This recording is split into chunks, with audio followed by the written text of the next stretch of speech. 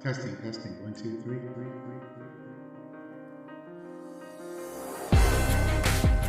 Welcome and thank you for joining us for the Backflip Cinema Podcast. I'm your host, Zo. That's Z-O or Z-O if you're outside of the US. And on this here show, we are talking about the movies of yesteryear. This is the 69th episode. 69! Thank you for downloading or streaming. We really appreciate it. The reason we started this show was to strengthen the bond between my son Zach and me. We watched movies that I loved when I was growing up in the 70s, 80s, and 90s. I'm going to tell you what Zach thought about those classic movies, or the classic movie that we watched yesterday. If you like this show, then rate and review us on Apple Podcasts, Spotify, Podchaser.com, or your favorite podcast app. Finally, please follow us on Instagram, Twitter, and Facebook. You can find the details in the show notes.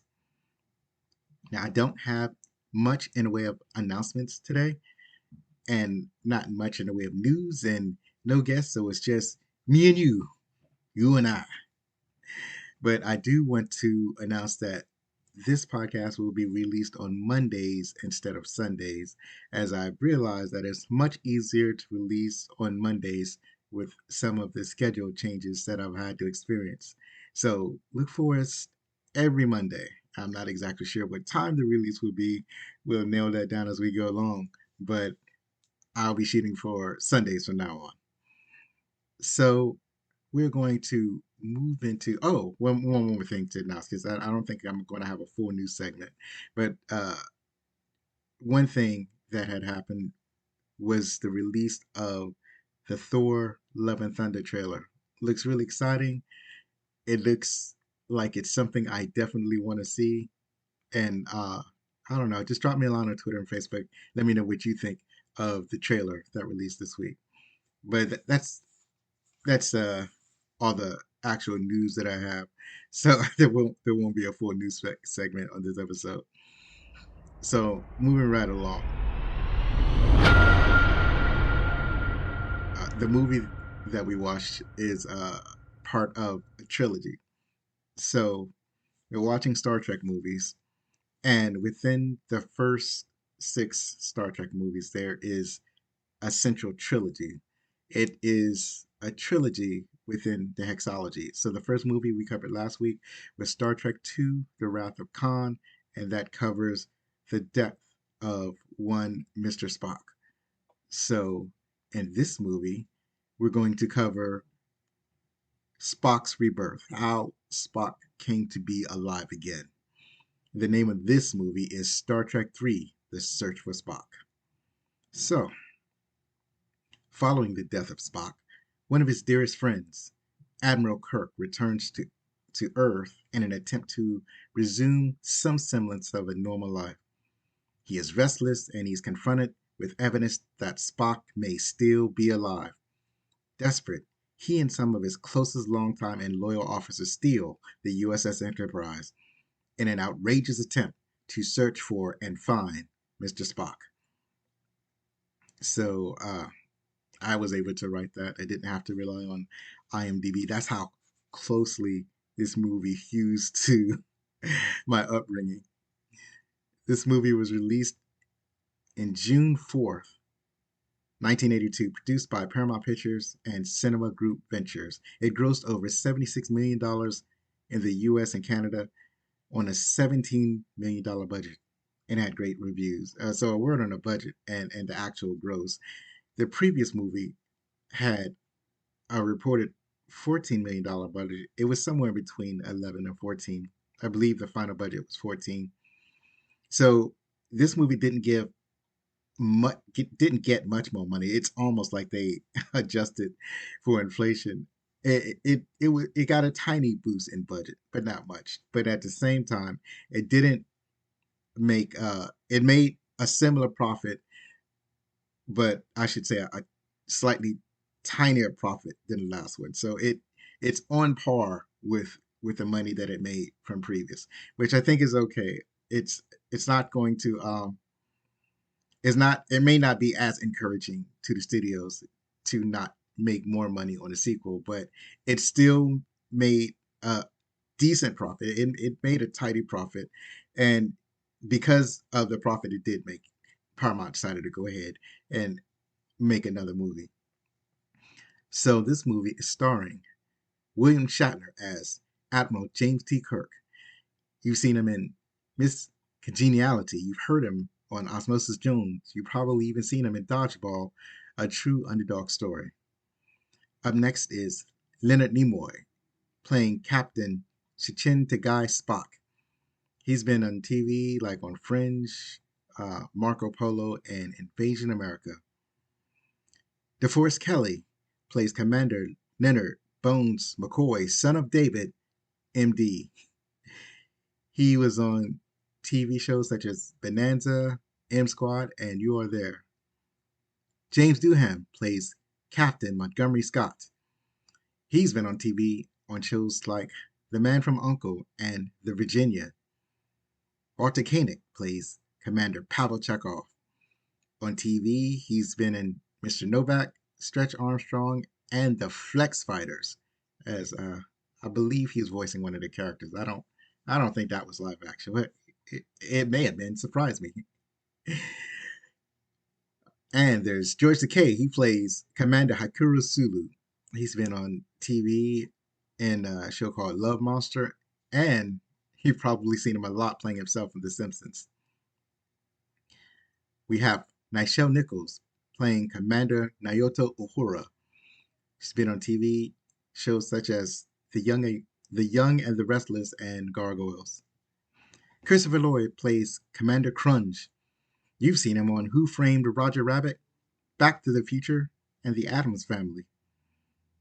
Robin Curtis plays Lieutenant Junior Grade Saavik. She's been on TV shows such as MacGyver, and she's been on Star Trek The Next Generation as Tyel Terra. Merritt Buttrick plays Dr. David Marcus. You've probably seen him in a show called it's either a show or a movie, I can't remember. Probably a movie. It's called Head Office. Mark Leonard plays Ambassador Sarah. On TV, there's a show called Planet of the Apes. He's been in that one. And Search for Tomorrow and Another World.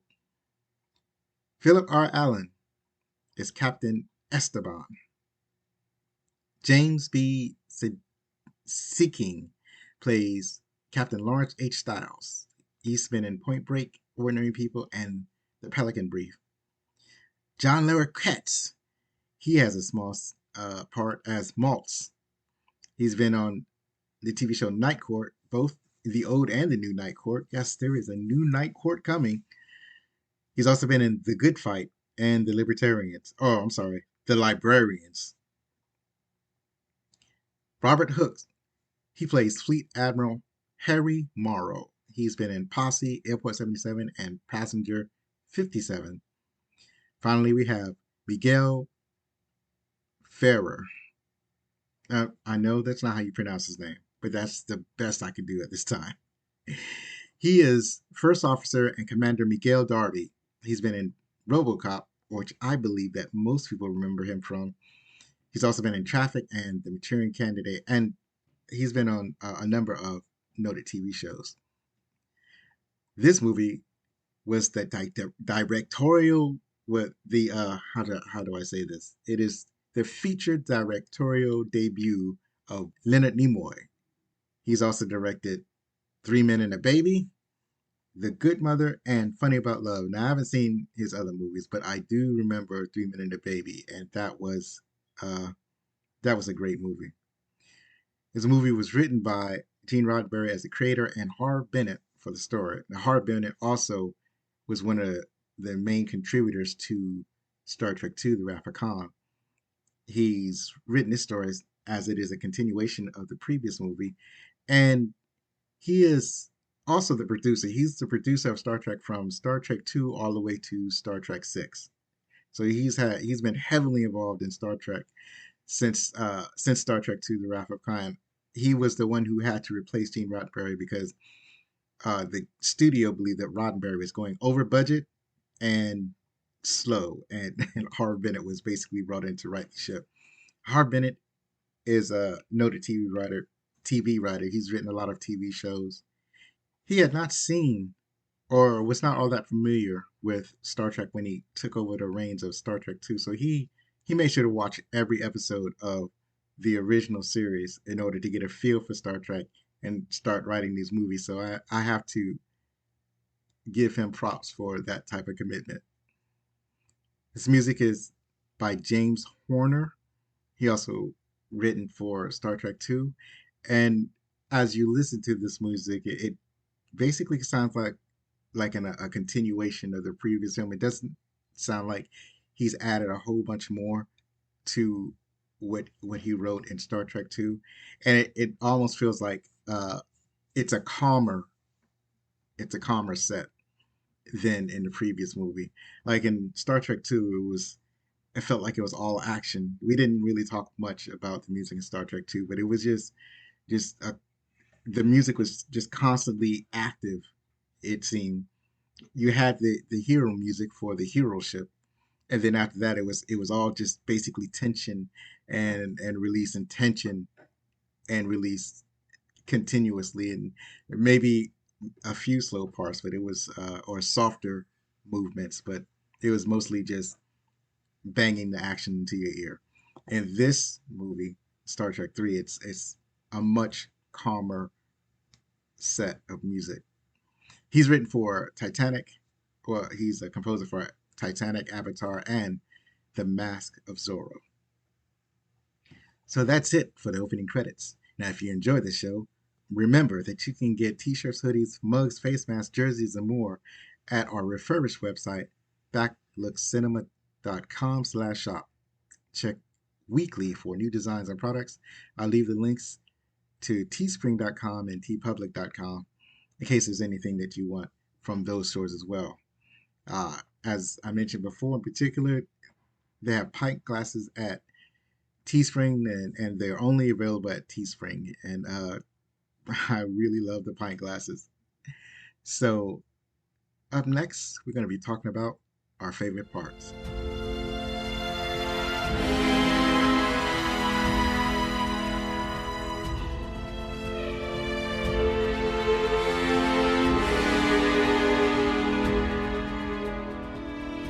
And now, we're going to be talking about our favorite parts of Star Trek 3, The Search for Spock. Now, I'm going to tell you right off, when you hear the title, and when I was growing up, I was traumatized by the death of Spock. So when you hear the title of this movie, you get the feeling that Spock is going to be brought back to life. So just based on that concept alone of bringing back my favorite character was exciting for me when, back in the day. Now it didn't matter to me that it kind of cheapens the first film. As a matter of fact, the original director Nicholas Myers was the director of Star Trek 2, was asked to return for Star Trek 3, but he didn't want to because he thought that Spock's death should remain permanent, and it was kind of like against his his writer's ethos because it would cheapen the impact of Spock's death. And I agree with that. But like when you're 12 or however old I was, you don't care about that. It's like, what? You're gonna give me my character back? Cool. I don't care how you do it, just get it done. So so my opinion may be skewed. Now, to be fair, this isn't as good a movie as Star Trek 2, but very few movies are. And there there's an old trope that goes around Star Trek. This basically suggests that every odd number movie in the original six movies was like the worst movie. But Star Trek 3 wasn't so bad. It was actually pretty good, given the story that it had. It's not a great story, but it's engaging enough. It was, and it kind of reintroduced us to Klingons in a big way, and that's what I really liked about it. So the Klingons are, it shows really how brutal and ruthless the Klingons are.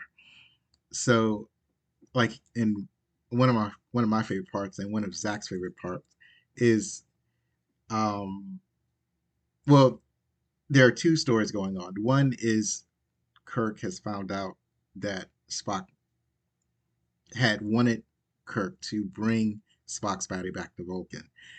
And in a meeting with Sarek told Kirk that Spock wouldn't have verbalized this, and he thought Kirk had Spock's soul or spirit. And then Kirk was like, "I don't know what you're talking about." So they do a mind meld. Sarek determines that Spock's soul is not within Kirk, and after a little investigation, they realized it was Dr. McCoy that had Spock's soul. So at the end of Star Trek Two, Spock had did a quick mind meld with McCoy before he committed his act of self-sacrifice to save the Enterprise. So now McCoy in this movie, he's a little crazy. He seems to be waffling between being himself as Dr. McCoy and being Mr. Spock. He's speaking in Spock's voice. He's acting like Spock. He's breaking into Spock's room and just kind of sitting there. And so it was determined that they should go to where they left Spock, which is on the new planet of Genesis, and bring Spock's body back to Vulcan so he can be properly laid to rest and possibly even reunite Spock's soul with his body. So, to this end, that's one story. The second story is that there's a Klingon who has been able to find out about Genesis, which is supposed to be a top secret project. So he finds out about it. He sends his agents to get that information, and his agent happens to be his beloved. It's either his girlfriend or his wife, and she's on a ship with some traders. And this is the favorite part I was alluding to. He's on his Klingon bird of prey, and when he appears in space, he's communicating over the communication device or whatever, and he's asking her, did did she get the information? She says yes, and she says, it'll be very interesting. And then he asks her, so you've seen it? And she says, yeah, I've seen the information. And then he goes, well, you know what must be done then? And she says, yes, I understand. So the implication is all there because she actually looked at the information, and I suspected that she looked at the information to make sure it was genuine, then that she had to die. So uh,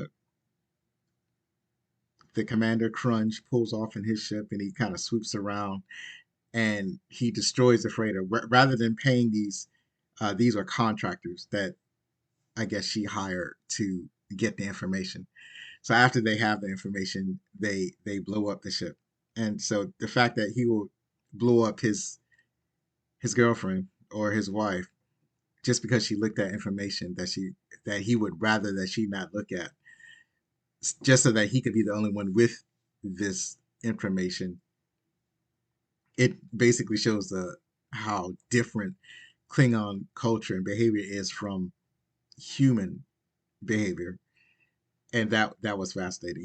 He blew her up. He blew up her ship, and that was because she looked at the information. That was crazy. That was one of my favorite parts. That the special effects and everything in this movie, it doesn't hold up that well because like you can see this dark outline around anything in space. It almost looked like it was cut out and pasted into a space background. So it's not it doesn't hold up all that well, but it was still it wasn't that bad. It was still nice to watch the movie. At this point, you're just looking at it for the story that it tells, and less for how realistic everything is. The makeup effects were outstanding. The makeup effects definitely stand out. Like you're looking at it on a television, and you don't see like any real errors in the makeup. The only thing that was kind of messed up was they had this pet dog thing, and the dog thing it did look like a puppet. It looked like I guess it was like a kind of a puppet that was run by servos and robotic parts, but it really did look like a puppet. So that doesn't hold out well, and I don't think it held out well in when the movie came out in the 80s. But everything else was like the human makeup was pretty good. Throughout the film, there's banter between Kirk and McCoy, and I really like that because McCoy keeps slipping into behaving like Mr. Spock, and that's fun. So there's a point where early in the film, when the Enterprise is returning home after that battle at Genesis, the Enterprise has sealed off Spock's room, and then they're supposed to be going in for a refit, and then they get an alarm that somebody's in Spock's room, and it turns out to be McCoy. And the way that the way that scene is shot, framed, I really enjoyed that. And in there, like first when Kirk goes in there, there's someone sitting in the dark, and someone speaking with Spock's voice asking to be returned to Vulcan, or asking Kirk why he wasn't returned to Vulcan. And then when the light comes on, it's Dr. McCoy, and there's a whole thing going on. And it's just the way that scene was shot, that was a beautiful moment. And this is Leonard Nimoy showing his chops for his first movie. That weird banter between McCoy and Kirk kind of continues throughout the movie, and I like the way how it affects McCoy, and how basically DeForest Kelly was able to develop his character over this weird banter, with him waffling between being Spock because he's carrying Spock's spirit and himself. So all that was fun. There's a whole sequence where Kirk and his loyal bridge members conspired to steal the Enterprise. So that whole sequence was fun. I really loved that. The thing is that the Enterprise is supposed to be decommissioned. He tries to get permission to go to the Genesis planet, but the Genesis planet is this top secret project that Starfleet has only allowed one vessel to go to do scientific studies. They're not allowing anybody to go there. You're not allowed to talk about it. It's considered a state secret, but that's where Spock's body is. So Kirk is determined to go to Genesis to retrieve the body. And so when he goes to his crew asks him, "So what's the word?" And Kirk says, "The word is no.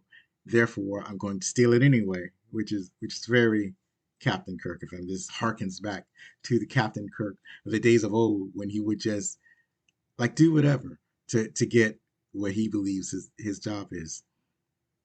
So they hatched this huge plan. It's basically the first, where the middle act is basically a heist movie where they go and steal the Enterprise, and the way that's carried out is absolutely beautiful. And you get to see them in their weird looking civilian outfits. Those outfits were, some of those were great, and some of those were just weird looking. Particularly the the outfit that Pavel Chekhov was wearing. It looked across between, I don't know, Tweedledum and a schoolboy. It was especially weird, and there were all these patches and stripes everywhere. It had a lot going on some of these costumes. I think some of these were over designed, but then some of them were quite nice. But it was interesting seeing them take over the Enterprise in their civilian clothes. What I really liked is that Sulu had this kind of like leather poncho type thing that he was wearing. That was super nice. I was like, yeah, I would wear that. I would wear that in real life. In real life. So yeah, they have to break out Leonard McCoy, because in his weird fugue state, he's talking about Genesis, and then he gets basically put into confinement in some type of temporary jail, and then they was going to ship him off to asylum or something, and then so that was part of the plan. They rescue him, and then they basically sneak onto the Enterprise. The Enterprise doesn't have anything on it. There's no personnel in Enterprise because it has to be refit. Mr.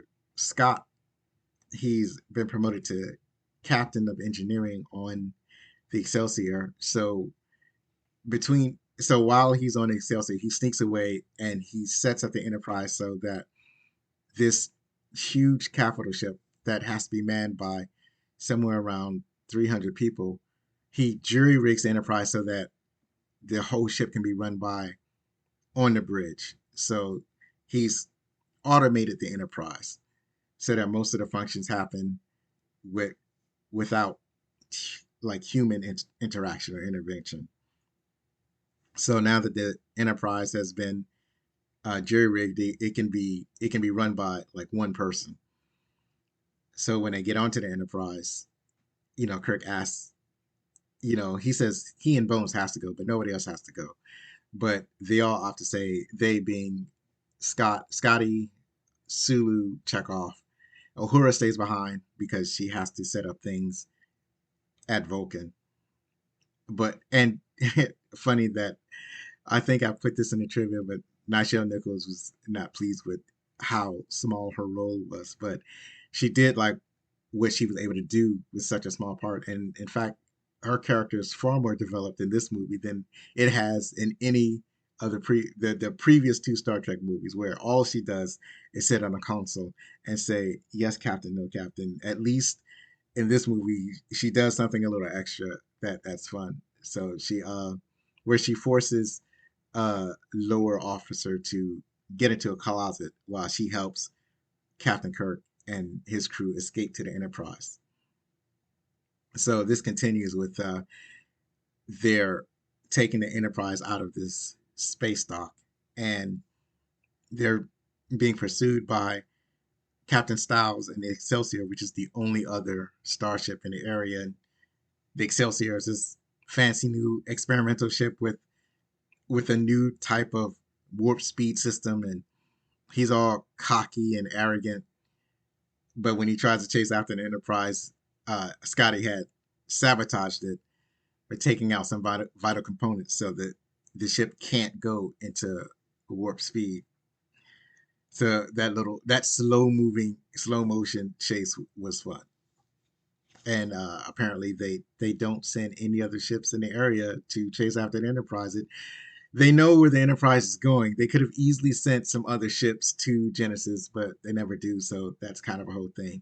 In the meantime, there's a nice battle with the Klingon ship. Since it has the Genesis information, it goes to the Genesis planet, where the another USS starship, I think it's called the Grissom. It is a science vessel, so it's lightly armed and lightly armored, and it's just doing scientific research. And all of a sudden, the Klingon ship appears, and because the captain is both inadequate and the ship is weak anyway, the Klingon commander Crunch, he orders his gunmen to just shoot the engines. He just wants to slow the ship down. He says, "Shoot the engine," and instead of, I don't know what the dude hit, but whatever he hit, he blew up the entire ship. And Crunch was like, "I told you to just shoot the engines." And the guy turns around and says, "It was a lucky shot." And that's one of the funny parts. So Crunch, in sense, he shoots the commander. He basically vaporizes him with his. I think the Klingons have disruptors. There's some type of gun. So he shoots him with his gun and vaporizes his gunner for blowing up the ship because he wanted prisoners. And then he learns that there are prisoners there are potential prisoners on the planet. There's a survey team on the planet. There's a whole thing where Savick and Dr. Marcus, Kirk's son, they're the scientists that's doing research on Genesis. So before their ship gets blown up, this is before the Klingons even showed up to the area. The commander or the captain of the Grism grudgingly gives them permission to beam down on the planet to investigate this life form that shouldn't be there. And so in the interim, the Grism gets blown up, and now Savick and Marcus are stuck on the planet, and they discovered the Vulcan child that's wandering around. They suspect this Vulcan child is Mr. Spock's uh, body. They think that the planet, because of the way the radiation works on that planet, the planet regenerated Mr. Spock's body, basically, I guess, reverting him into a child or baby, and then after being reverted to a baby, he starts to grow at an exponential rate. He's growing at the same rate that the planet is growing. The planet is highly unstable, and this weird radiation is basically aging the planet, aging all the life on the planet at an accelerating rate, and at the same time aging Mr. Spock. So when they find him, when they find Mr. Spock, he's somewhere around 7 years old, and he's also aging before their eyes. So I just accepted this when I watched it the first time. It probably seems a little bit goofy now, but when I first watched this when I was a kid, it seemed fine to me, and Zachary didn't seem to have a problem with it. So, but when you think about it, it feels strange. It's like this looks totally weird. But anyways, that this is what's happening as the Klingons are now searching the planet to figure out where these people are, and they can take them as hostages. And it doesn't take long for that to happen. So they take the hostages as soon as the Enterprise shows up, which leading into my next favorite part. Because they know that the Enterprise is coming, then the Klingons go into cloak. So it's not a perfect cloak, but if you're not looking for them, you will not find them. The only reason they even suspect that there's something in the area is that Mr. Chekhov has a station as they came into the area, they came into that sector. He said for a second he saw something that looked like a scout class ship, and then it disappeared. So they thinking it could be the USS Grissom, but they don't see it. The Grissom isn't answering hails. It's like, what's the dilly, yo? And so they know they're looking for something, and they're scanning the area that Chekhov was looking at, and then Sulu spots some kind of energies, like strange like energy output that's coming out in the sector of space that they can't really see. And then on the view screen, Kirk sees a kind of distortion. It looks like if you pass like a magnifying glass over an object, how the object kind of appears bigger. He sees a distortion in the stars that kind of looks like that. So he trains his vessel on that, and then the Klingon ship decloaks because it has to decloak before it can fire. So it decloaks, and then as soon as it decloaks, the Enterprise is ready. It fires its photon torpedoes. The Klingon vessel is hit twice. It's not disabled, but it is badly hit. And then, but the problem is that because the ship is completely automated, the Enterprise is automated. It's only being run by like 5 people. So when they fire their torpedoes, it basically shorts out the automated system. And then when Crunch returns fire, it completely knocks the system offline, and the crew now has no control over anything. So this is all great. This is one of the best parts of the movie. Crunch has his uh, his men on the planet. They have prisoners on the planet. So Kirk is going. They're talking. Crunch and Captain Kirk. They're talking to each other. Kirk is trying to bluff Commander Crunch, saying, you need to surrender immediately or we destroy your ship. But Crunch calls his bluff. Is like, you know what? For one thing, I got prisoners. So if you do anything, I will kill my prisoners. And I want you to surrender or I will kill them. So this kind of throws Kirk aback. He's trying to figure out what to do. And Commander Crunch sees it. So he says, to show that I'm serious, I'm going to kill one of your crew members. And he says, kill one of them. I don't care which I really love that.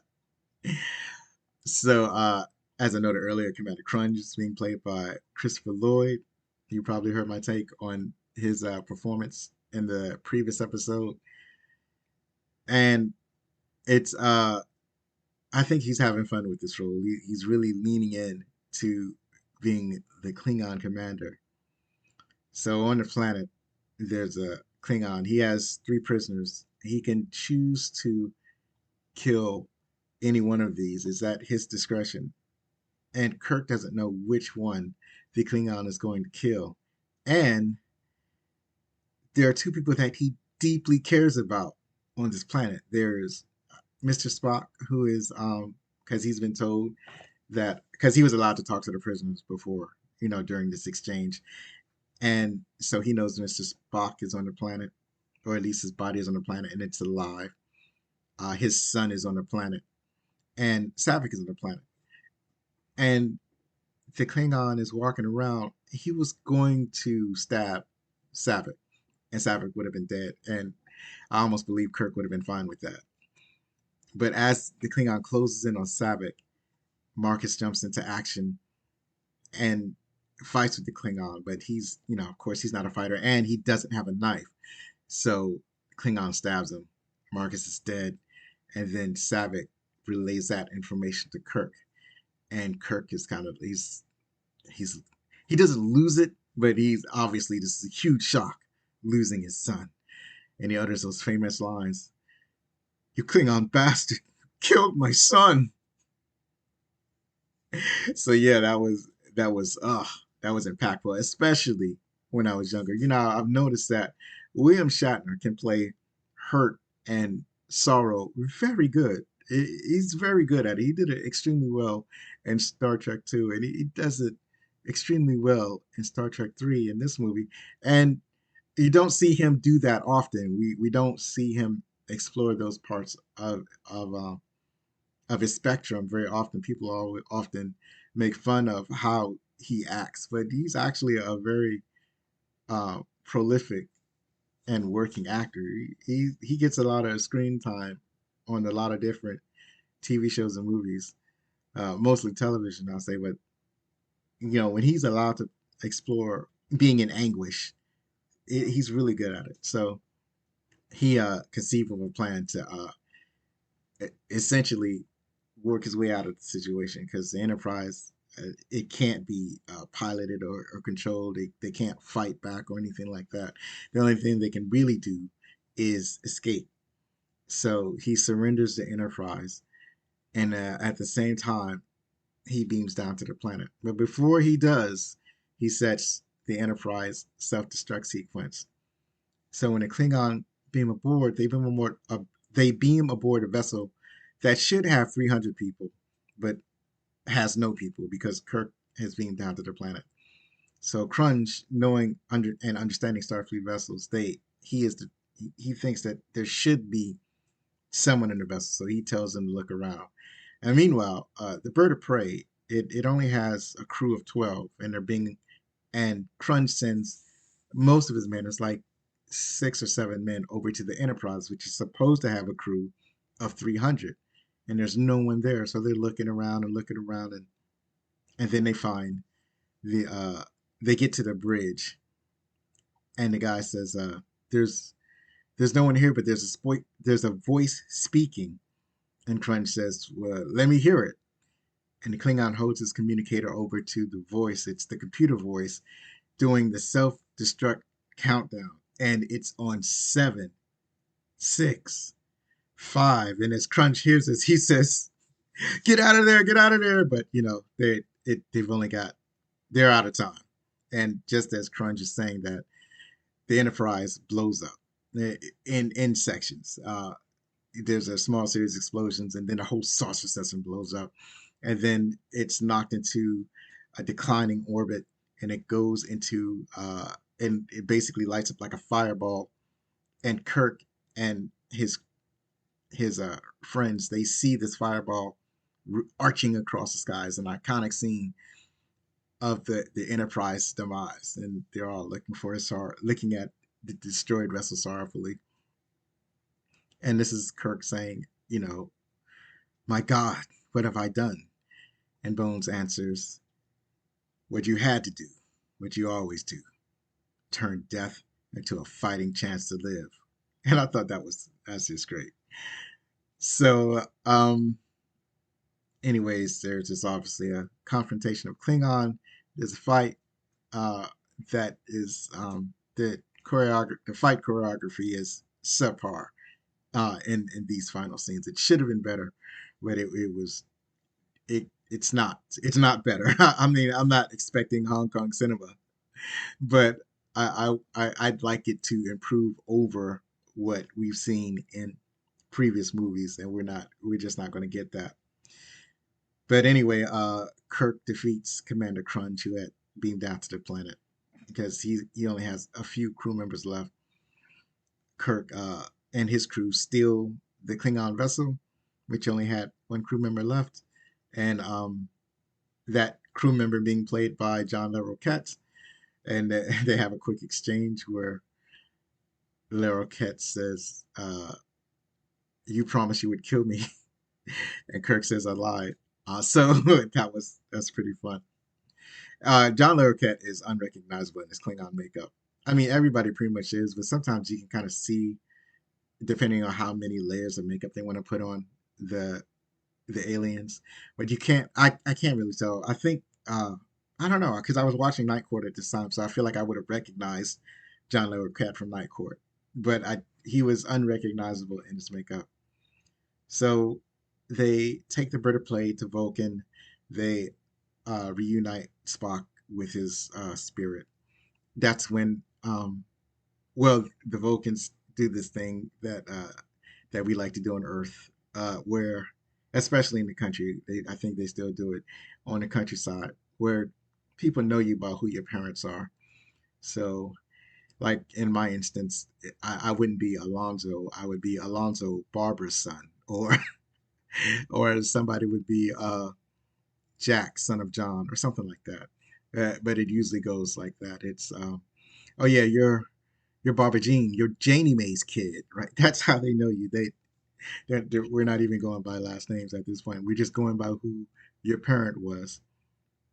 So they do this on Vulcan, and then they ask who has Spock's spirit, and McCoy speaks up and he says, "My name is Leonard McCoy, son of David." So now we know who uh, who McCoy's father is. So they transfer the spirit. Spock comes back. He's his body was it was like an empty vessel, like the mind wasn't really working because Spock's soul wasn't in it. But after they transfer Spock's soul from McCoy to Spock's body, then he's more himself. He recognizes his father, but he doesn't recognize everybody else immediately. And then he slowly starts to come around to recognizing the situation when he was in when he died. And then he recognized Captain Kirk. And then, uh, he's surrounded by crew members. It's all happy. It's the last act of the movie is really slow, but for Star Trek fans, it's I believe it's meaningful. It might be slow for other people, but when you're really into Trek, it's like yeah, it. I think they handle it with handle it with the reverence that it deserved. So yeah, those and not only my favorite part, but I apparently explained it a great deal of the movie to you. And but those are the parts that I can remember that I really enjoyed about this movie. So now we're going to transition over to the trivia.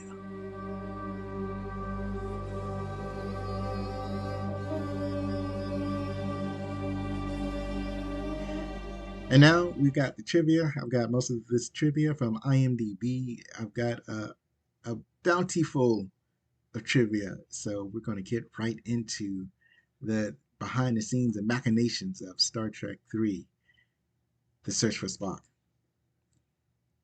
When negotiating Christy Alley's contract for Star Trek II, The Wrath of Khan in 1982, Paramount Studios did not offer or include any options or clauses regarding any possible sequels. According to director Leonard Nimoy, this left Alley open to negotiate a new contract for this film, resulting in Alley's excessive salary demands, which led to her being dropped and replaced by Robin Curtis. So there's a whole kerfuffle over Christy Alley. So she was they really wanted her to return, and she's a huge Star Trek fan, but for whatever reason she was asking for, according to Leonard Nimoy, she was asking for an astronomical salary. She was asking for more money than Leonard I got the name wrong again, DeForest Kelly. She was asking for more money than DeForest Kelly would be getting, and DeForest Kelly is like one of the main trio of Star Trek.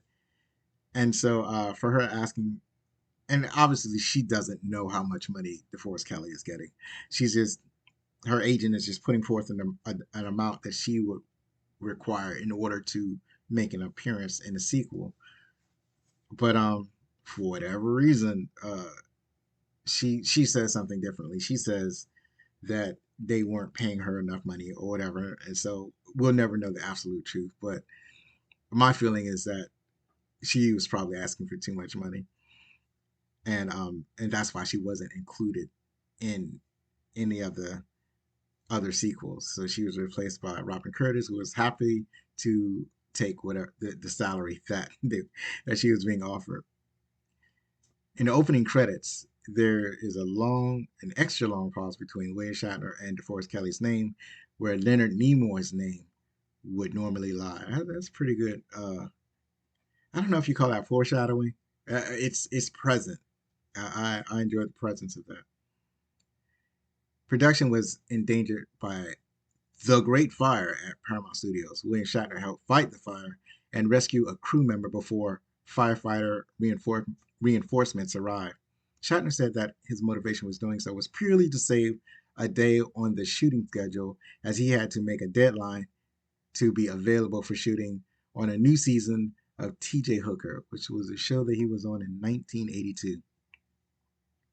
The USS Grissom was named after astronaut Gus Grissom, who was killed when the Apollo 1 spacecraft caught fire on January 27, 1967, during a launch simulation test. The fire also killed astronauts Edward White II and Roger B. Chaffee. When the Enterprise entered space dock at the film's beginning, just before Uhura's comment on the Excelsior's appearance, she said, "Would you look at that? Another dock ship can be seen in shadow at the upper left corner of the screen. This ship is one of the alternative models that was considered for use as the Excelsior.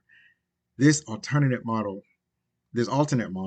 also made several appearances on Star Trek: The Next Generation, usually as a wrecked ship or a piece of space junk."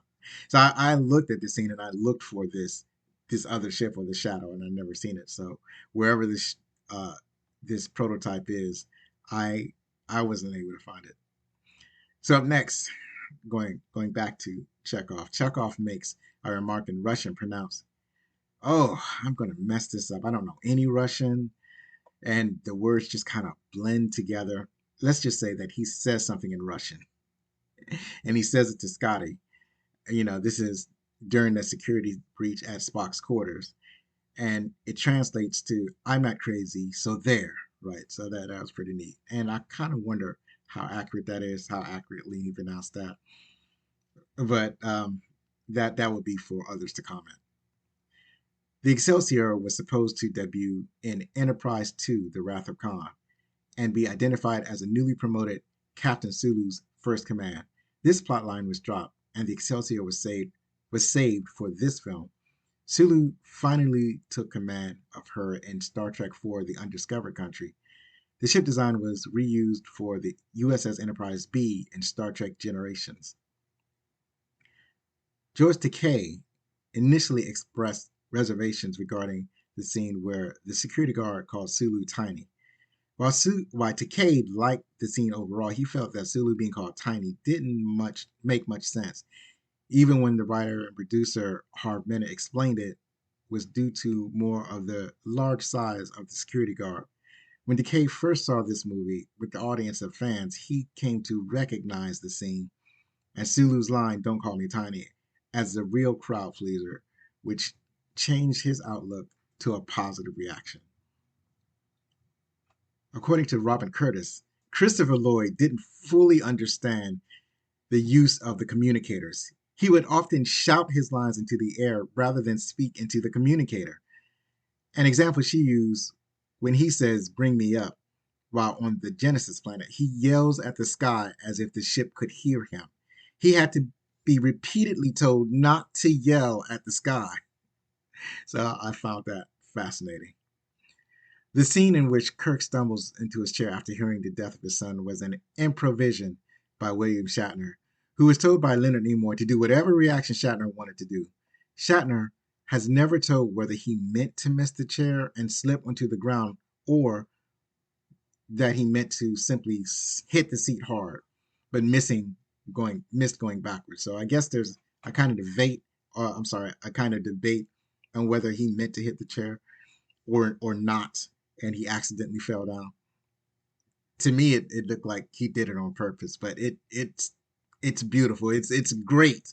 Yeah, his reaction to the death of his son is like you really see him become undone for a few minutes after hearing the news. I mean, it's not like he was real close to his son, but it's just that because it was his son, he had that familial connection was special to him. So losing his son, it really affected him. So I really like that reaction that he had on the death, and it really kind of reflects everything that he's going through to try to bring Spock back. At the end of the movie, um, when Savick, he basically thanks Kirk, but then at the same time, he wonders, he kind of wonders if it was the right thing to do because um, he says, this whole deal, it cost you your ship and your son. And Kirk responds that, well, if I hadn't tried, it would have cost me my soul. So I think that the impact on James T. Kirk was profound. And I like the way Shatner was able to express that. Moving along, Edward James All I'm sorry, I'm messing up his name. Edward James Olmos was director Leonard McCoy's original choice for the role of Crunch. However, producer Harvey Bennett preferred Christopher Lloyd. Nimoy finally cast Lloyd because he came off as more operatic and physically intimidating. Now, I've heard alternate versions of this count. What I've heard is that Leonard Nimoy had wanted Christopher Lloyd mainly because the studio was against it. The studio wanted someone who was more of a movie actor and not a television actor. And Christopher Lloyd was, I think he was doing Taxi at the time, and they didn't want the TV actor doing it. But Leonard Nimoy understood how hard it is for sometimes for an actor to break out of television and go into movies. So he held on to his horses and he stood his ground and he got Christopher Lloyd in this movie. And Christopher Lloyd has went on to make some of our favorite movies. Nicholas Meyer, director of Star Trek II: The Wrath of Khan, was originally asked to direct, but refused because he thought Spock's death should have remained final. He directed the final film of the original series, The Undiscovered Country. So I alluded to that earlier. Nichelle Nichols was initially upset at how little she had in the movie script until she actually read the role and loved what she got to do with that little bit. And I mentioned that earlier. Due to the amount of Klingon phrases in the movie, linguist Mark Orkran was asked to create a working Klingon language. He based the words and sounds on the few improvised Klingon phrases used in Star Trek The Motion Picture, which had been invented by James Doohan. As you remember, James Doohan played Mr. Scott, and used grammar rules that rarely occur in human languages so that the Klingon would be as alien as possible.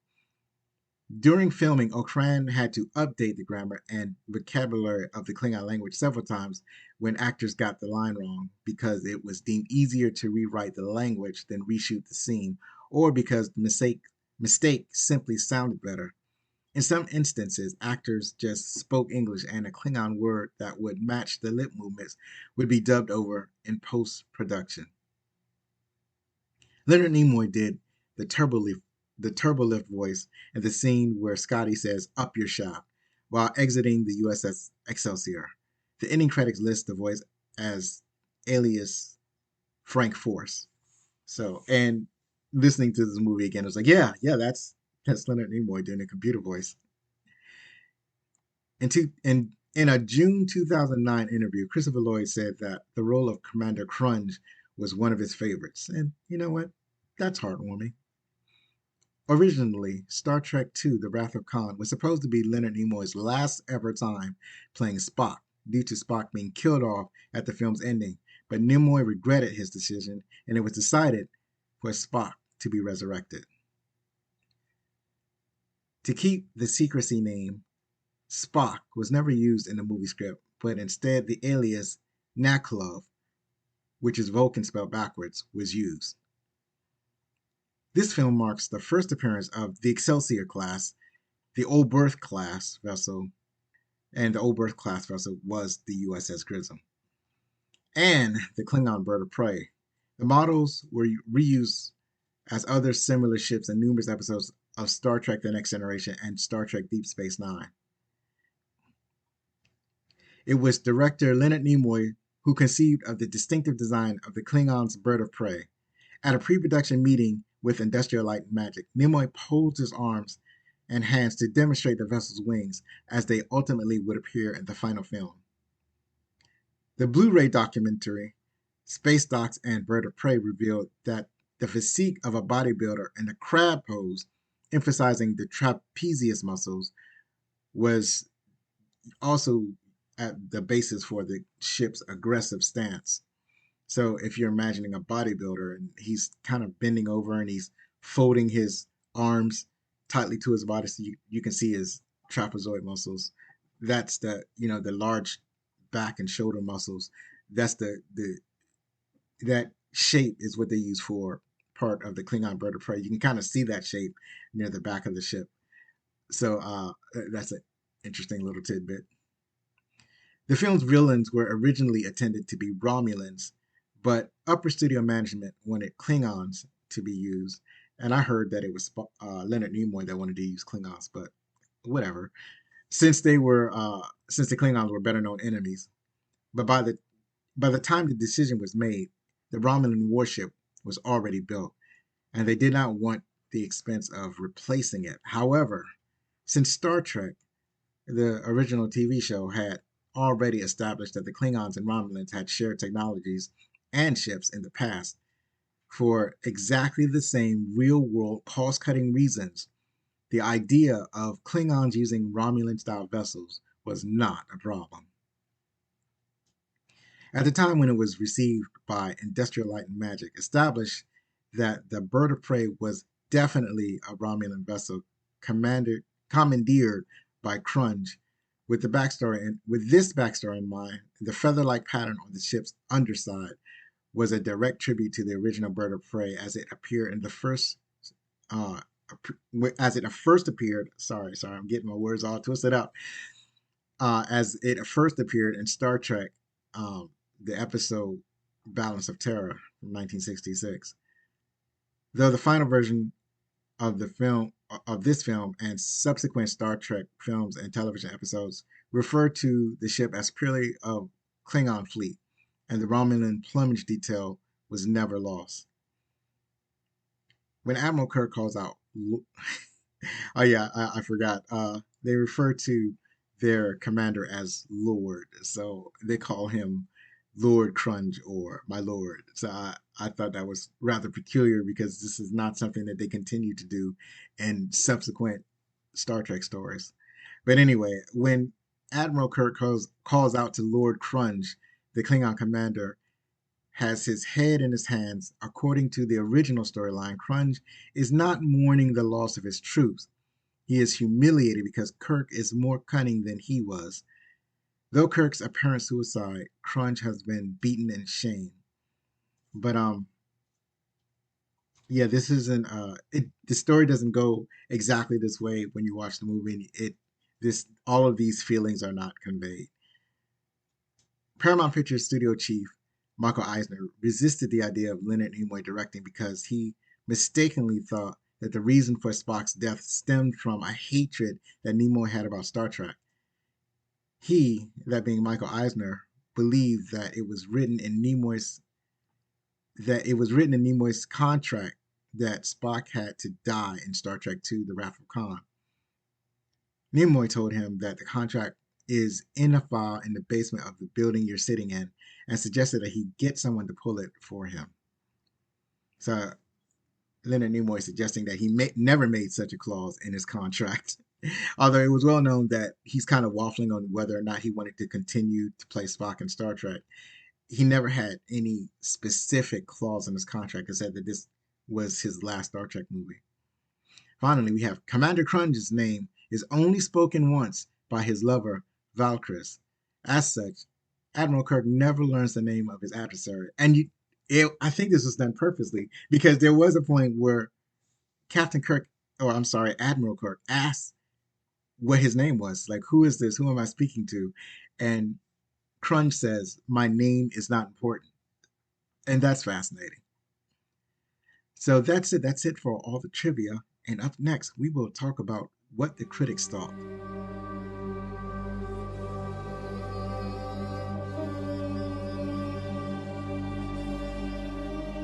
So we are here. We are here to figure out what other people thought about Star Trek 3, The Search for Spock. So on Rotten Tomatoes, critics gave it a 79%. The audience score was 63%. And I think it kind of leans toward that 63%. On IMDb, it has a 6.6 out of 10, which is great because that's in line with what the people at Rotten Tomatoes thought. So let's get into see what Jay Carr thought. Jay Carr from the Boston Globe, he wrote, this Star Trek is the liveliest and most likable of the three. It will satisfy hardcore Trekkies and win more than a few new recruits to their ranks. I think I like that Jay Carr likes this movie, but if I feel like he's overplaying his hand a little bit, is he likes it a little too much. Dave Kerr from the Chicago Reader, he wrote, this 1984 film's few and unimpressive special effects evidently qualify it as science fiction, but the genre it really belongs to is the male weepy. There hasn't been a gooey buddy romance on film since Joe Buck took Ratso Rizzo to Miami. Um, I'm I'm not familiar with this movie that he's referring to, this Joe Buck movie. I'm not sure. But and at the same time, this is overly harsh. It's like he says that special effects are unimpressive, but I mean, you're reviewing a movie. I think that this is a latter day reviewer. He probably reviewed this probably in 2014 or 2015. Of course, the special effects are going to look dated. It's a film from 1984. So no, that's this review doesn't make any sense. I mean, I can understand you didn't like the movie, but he's drawing all the wrong conclusions about what the message of this movie. So whatever, Dave. Matt Brunson from Film Frenzy, he wrote, for all it does right, Star Trek 3, The Search for Spock doesn't represent the series at its best.